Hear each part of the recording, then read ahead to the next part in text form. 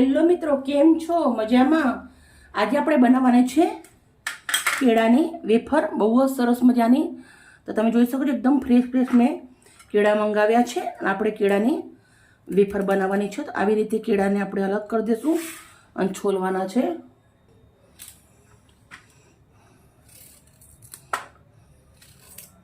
બંને બાજુથી આપણે આવી રીતે પહેલાં કટ કરી લઈશું, પછી આવી રીતના બટાકા છોલવાનું ચક્કુ આવે એનાથી આપણે છોલવાના છે.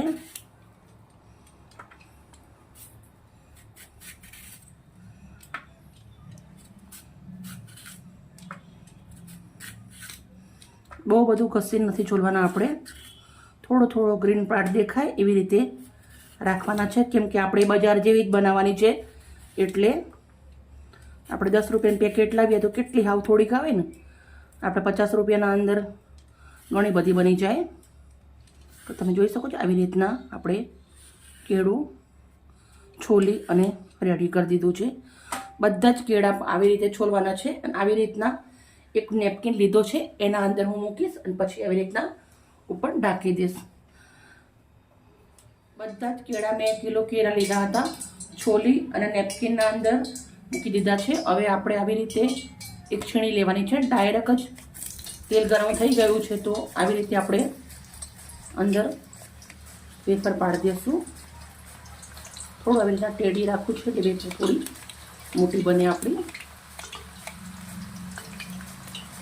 મેં નેપકિનના અંદર કેમ લીધા એ તમને હું અગાડી બતાવીશ. નેપકિન પલળેલો હતો, પલાળી દીધો હતો પહેલાં. આપણે એક એક કેળાની વેફર પાડીશું.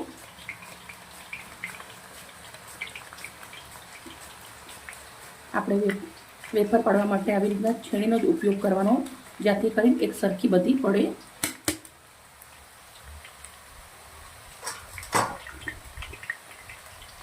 મસ્ત આપણે એને બનાવવા દઈશું. ક્રિસ્પી બનાવવાની છે એકદમ, 2 થી 3 મહિના સાચવી શકો એવી. આપણે ડાયરેક્ટ કઢાઈના અંદર જ પાડી છે એટલે ચીપકવાનો કોઈ સવાલ નથી, પણ આપણે આવી રીતે હલાવતું રહેવાનું, જ્યાંથી કરી અને ચીપકે ના. મિત્રો, તમે આ વેફર એકવાર ઘરે બનાવશો ને તો માર્કેટની ક્યારેય જ નહીં લાવો તમે. આપણે આ એક કેળાની વેફર તરથી કમસે કમ 9 થી 10 મિનિટ લાગે છે. તરાતે થોડી વાર લાગે. બહુ ફૂલ તાપી નથી તરવાની. બહુ ફૂલ તાપી તરશો તો તમારે જાજા દિવસ તમે સાચવી ના શકાય. એના માટે થોડો ધીમો તપ રાખવાનો. હવે આપણી વેફર તરાઈ ગઈ સરસ. એ કેવી રીતે ખબર પડે આપણે, તો જો હું તમને બતાવું છું. આવી રીતે વેફરને રાખી જોવાની. આ અવાજ આવે એટલે આપણી વેફર મસ્ત તરાઈ અને રેડી થઈ ગઈ છે. તો હવે આપણે એના અંદર એક કારીગરી કરવાની છે બજાર જેવી બનાવવા માટે. 1 ચમચી હળદર લીધી છે, અડધી ચમચી મીઠું લીધું છે. એના અંદર થોડુંક એવું આપણે પાણી નાખવાનું છે, 2 ચમચી એટલું. પછી આવી રીતે મિક્સ કરી દેવાનું છે. 2 થી 3 ચમચી પાણી રેડી અને મિક્સ કરી દઈશું. પછી આવી રીતે આપણે થોડુંક એવું મિશ્રણ આના અંદર નાખીશું.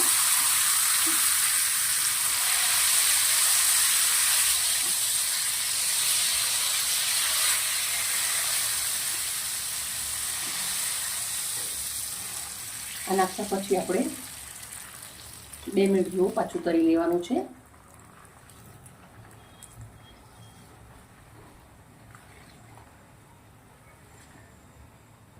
બે મિનિટ જેવું થઈ ગયું છે. આપણી વેફર મસ્ત મજાની તરાઈ અને રેડી થઈ ગઈ છે. આવી રીતે હું એક કાણાવાળો ચાયણો લીધો છે, એના અંદર નીકાળી તમને અવાજ સંભળાઈ શકે છે. આને પેપર ઉપર નથી કાઢવાની, આવી રીતના ચારણા અંદર જ નીકાળવાની છે. બધી જ વેફર હું આવી રીતે બનાવી અને રેડી કરી દઈશ.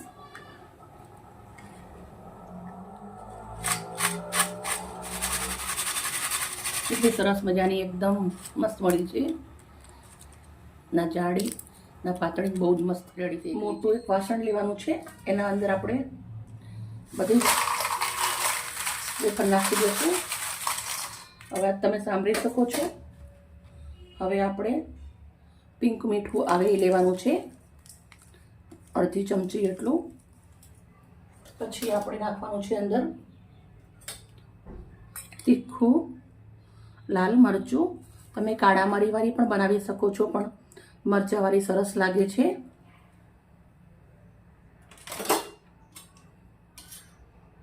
એક ચપટી હિંગ નાખું છું, હિંગથી ટેસ્ટ સરસ આવે. હવે આપણે આને આવી રીતે મિક્સ કરી દઈશું.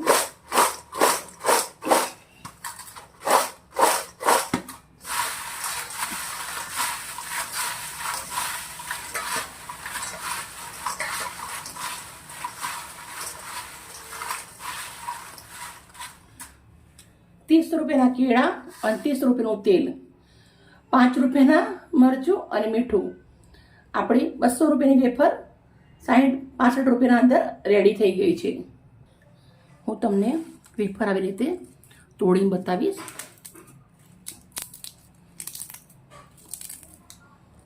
મસ્ત એકદમ ક્રિસ્પી બની છે.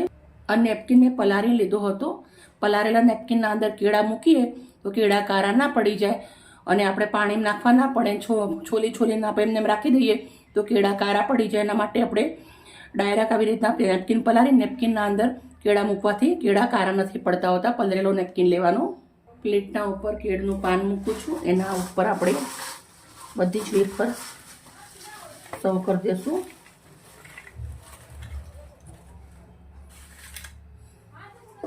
મિત્રો, અમારી મહેનત સારી લાગી હોય તો પ્લીઝ અમને લાઈક કરજો. તમે ઉપવાસમાં ખાઈ શકો છો, અને એમને મેં ચા કોફી જોડે બહુ જ સરસ લાગે છે.